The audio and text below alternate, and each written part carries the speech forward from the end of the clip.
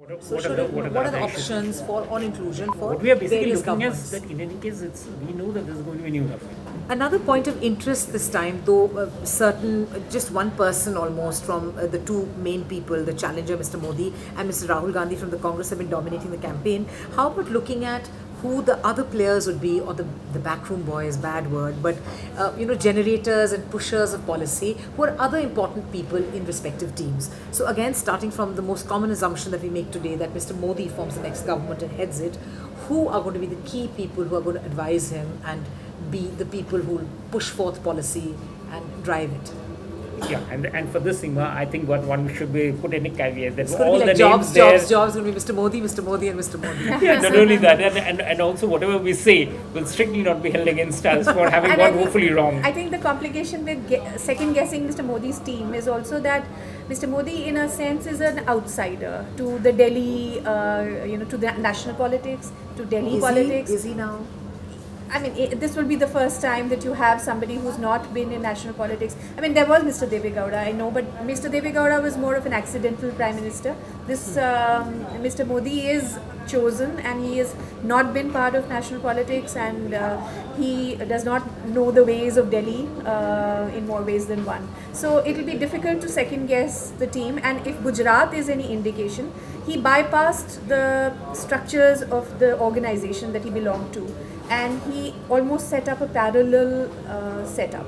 Yeah. So that I'm not surprised, Vandita, because if you look at all state chief ministers, everyone there has been doing that. Mayawati did that. She had her cabinet secretary who She went went to post essentially- What and she you are went referring to is post-ends actually ruling through bureaucrats. Yeah, so it's the same. It's the same thing. It's if you look at the version, Mamata knows very well that Mamata Banerjee, when she runs a government, that it's she and basically a team led by her, which is not necessarily the team of ministers. Amit Mishra as finance minister for the first year, he didn't open his mouth at all because he didn't have the authority to, as he himself said, and ditto down the line.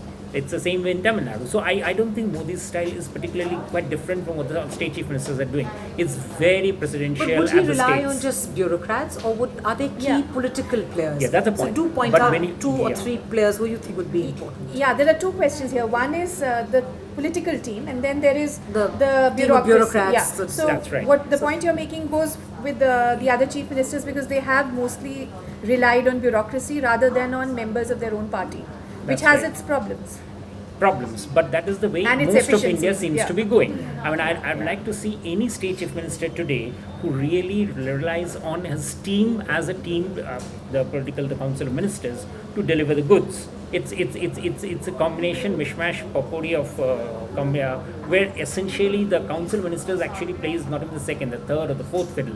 One of the things is that obviously he will not have something like a national advisory council, and that's. So But that who will would be- we have? I'm sorry, I keep coming back to getting you to point out, would he have A for Amit Shah? Yeah, And, he would. I'm almost certain that the people that will be there in the Mr. cabinet. Arun Let's start with the Jaitley, cabinet yeah. committee on security, the four top guys. So it's almost certain that Mr. Arun Jaitley and probably Mr. Rajnath Singh would be the two guys who would be there in that CCS. Go-to people for The two security. people there. Okay. And there's a lot of interest about whether Mr. Arun Shourie also wants to join in or would be there, because he is somebody, as several newspapers today, including us, we have commented that he is a person who can cut through any sort of problem. So, right from environment problems where there's a interest level to telecom, to a sector like even finance, where there are obvious problems which would be staring him. He is the most obvious So choice. these three people that you named, Mr. Rajnath Singh, Mr. Arun Jaitley and Mr. Arun Shourie, as part of Mr. Modi's team, what will they bring to the Modi plate, as it were? Will they take the edges off, or would they sharpen focus in certain areas? They basically bring in one very strong thing, especially both Mr. Arun Shourie and Arun Jaitley, and that is the economic management team.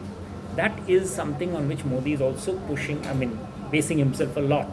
And these two persons would give a lot of confidence to everyone That's around. Mr. Jaitley and Mr. Shourie. Mr. Shourie, that they would know where exactly to drive the economic agenda. He hasn't mentioned Mr. Amit Shah. Do you see him as a player? Because he's really been very deputy prime ministerial in his utterances over the past 2 days. He has his ideas which he's expressed openly about the number of seats the BJP would get in UP, who'd be number 2. Do you see him as sort of, another person who's been an outsider to central politics, who was pushed there? People were skeptical about him in UP, but he seems to have, at least seems to be delivering for Mr. Modi. I think Mr. Modi's own calculations will also change once he assumes power. If he assumes power. What was okay and kosher for the campaign may not be actually once he's in government. So the fact is that Mr. Amit Shah continues to be extremely controversial. He's caught up in cases. He's not yet been freed of them. And I doubt that Mr. Modi will give him a very, very visible high office until he gets clarity there or freedom there. One person that's definitely been talked about is also a critical position like the Prime Minister's Economic Advisory Council chief, and there we are talking of somebody like Arvind Panagaria. Now these are names who has already applied for the job. These are the sort of names that are already there. Now if these names are changed to have somebody different, like the Finance Commission chief, the BJP manifesto says very clearly that the Finance Commission should be given a position which is actually the new Planning Commission position. So who becomes the next Finance Commission chief would be interesting. The two persons in the reckoning seem to be, Mr. Reddy is already heading it. Whether they're going in for an unprecedented second extension for him would be interesting. But that would be like the Planning Commission chief. But statements have been made and questions have been raised about the continuation of the RBI governor. Do you think there is anything serious there? No, I wouldn't think so. I mean, as the joke goes, that is the surest way to send the Indian rupee from 60 to 70 is to remove Rajan from the post. All right, that's it. If there was a pitch for keeping Mr. Rajan, there it is. Now moving on to other scenarios. I mean, this would be a possible scenario if Mr. Modi assumes power. What if by some quirk or miracle or counting of numbers, it is another form of UPA that takes to power? So you're visualizing a much weaker Congress with a different or more numerous allies, and they come back to power. Okay, Seema, I frankly don't see the UPA back in any form.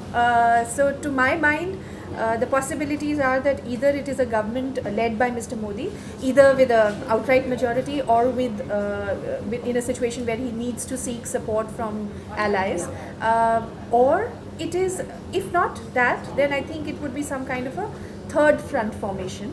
And there are many likely prime ministerial candidates, as always in a third front formation. Mrs.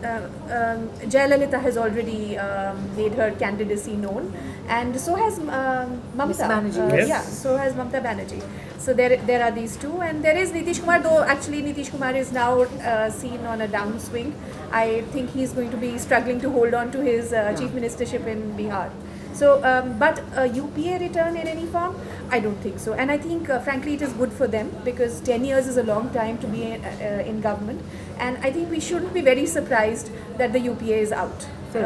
Now, if there is this kind of motley crowd which assumes power, or there is an undivided verdict and the BJP decides it's not worth trying to get those extra numbers and it can't manage them, then who do you think would be, is there anybody you've seen in the campaign who has pushed ideas, or the alternative policy, the alternative that people keep talking about?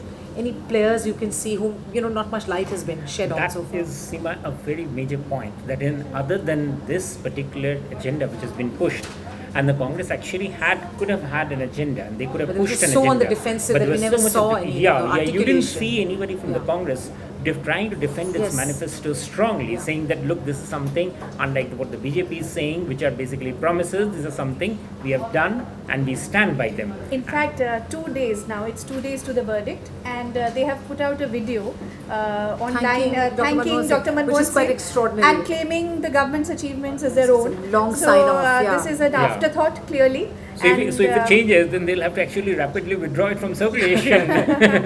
What about the idea that AAP push forth? This. Unfortunately, they didn't. Anti-corruption. They also got so swept up in the Modi thing that their entire campaign, which started off very nicely in Delhi, they actually got totally swept up in supporting or opposing Modi, which actually leads them nowhere other than getting some brownie points in the media. So they had nothing really to talk of. And that is the very sad part, that in India today, in 2014, with a very youngest population in the world, with 1 million opportunities going around, we don't have any other set of coherent ideas. Actually, or at least not actively contested ideas. On AAP, I think to begin with, it was a single issue campaign and mobilization that transformed itself into a party. And I think in the time that it should have taken to grow from a single issue party to a party that has a larger vision and a larger agenda, in that time it jumped into the national fray and stretched itself really, really thin. So I think it That hasn't also had lost the benefit of having a new, fresh player. yeah, so I think in it the hasn't scene. had time to build itself, even to go deeper on the one issue, which is corruption, to go deeper and to consider its responses better and with greater patience and rigor. It hasn't had that time, and it hasn't certainly had the time to add to its agenda of ideas. Yeah. Okay, now very quickly, can you just do a little wrap on what you think are the big problems or issues confronting this new government, whatever this creature might be? Okay, to me, the big thing would immediately be this year's managing growth, which is going to be less than 5%. That is the big challenge that a new government would be facing, along with the fact that we are going to have a bad monsoon this year. This is going to be the biggest first immediate challenge. The second challenge would be getting a policy, getting some major big ticket ideas through and beginning work on them in that situation where you don't have the finance to back it up.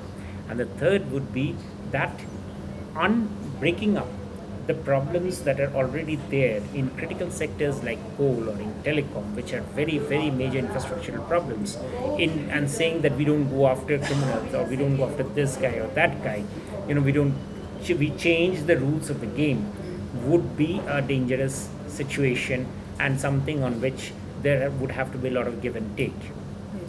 Vandita, the top 3 things that you think would bother whoever is in government post the 16th? I think at the end of a campaign that has been very, very presidential, I think the thing to watch out for would also be what are the consequences and what are the after effects of that kind of a very presidential campaign. It has been a far more presidential campaign than any that we have seen.